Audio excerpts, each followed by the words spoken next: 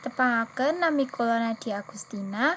Griya kula wonten ing Tlaga Garung Wanasaba. Sakniki kula sekolah wonten ing SMK Negeri Setunggal Wanasaba kelas 11 jurusan TKJ kalih.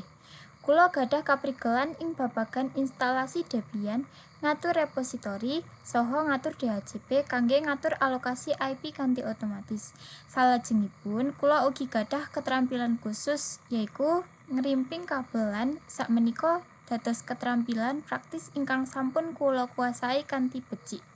Karinggihan kula dipun mangertosi dados tiyang ingkang pekerja keras lan tansah nyobi nglaksanakaken tugas kanthi becik. Kula ugi rajin disiplin ing kelampekaken tugas kanthi pas wekdal, saha tansah taat peraturan. Saliyane punika, kula gadah keprigelan ingkang gampang sesambetan lan saged nglempakaken hubungan ingkang sae kaliyan tiyang sanes. Ingkang ngwarataken kula saged damel sesarengan ing tim kanthi sae. Ananging kula ugi mangertos bilih kula gadah swates kelemahan.